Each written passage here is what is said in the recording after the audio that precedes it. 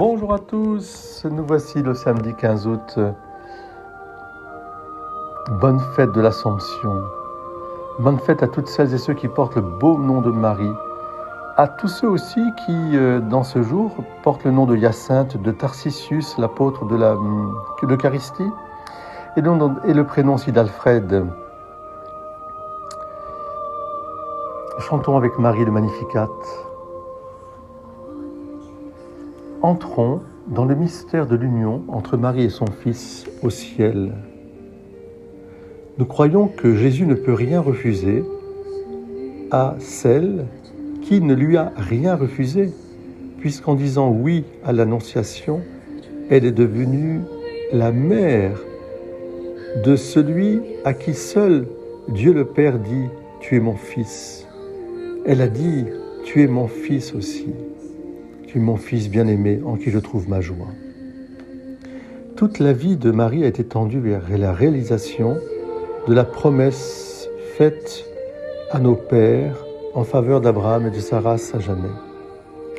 Marie a été associée par grâce et elle s'est librement associée à la réalisation de cette promesse.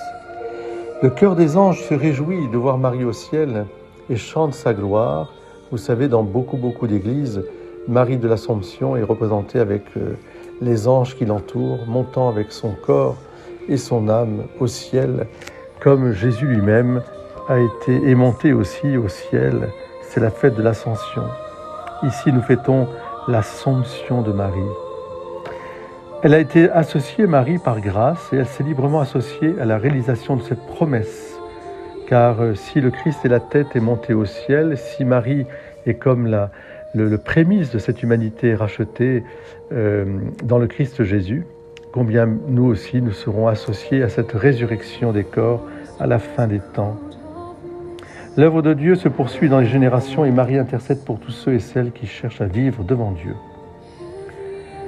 Les témoignages de son intercession bienveillante ne se comptent pas et j'ai une pensée toute particulière qui nous ramène vers Notre-Dame de Lourdes. Soyez bénis, chers frères et sœurs. Oui, Dieu s'est penché sur Marie, et bien nous aussi. Dieu se penche sur chacune et chacun d'entre nous. Et notre prière se fera fervente pour notre pays, la France. Oui, en 496, Dieu s'est penché sur la France et a voulu que par le baptême de Clovis, notre pays soit un pays catholique. Et puis, quelques années après, quelques siècles après, nous avons eu la joie de voir le roi Louis XIII en action de grâce pour la naissance de Louis Dieudonné, consacrer son royaume d'une manière définitive sous le patronage de Notre-Dame de l'Assomption. Consacrer la France, sa destinée, sa mission, au rayonnement de l'Évangile, c'est-à-dire de la bonne nouvelle du salut pour tous, rayonnement universel, par Marie, à Jésus par Marie. Notre-Dame de Paris, Notre-Dame de la Garde, Notre-Dame de Fourvière, Notre-Dame de Boulogne, Notre-Dame de tous les villages et pays de France.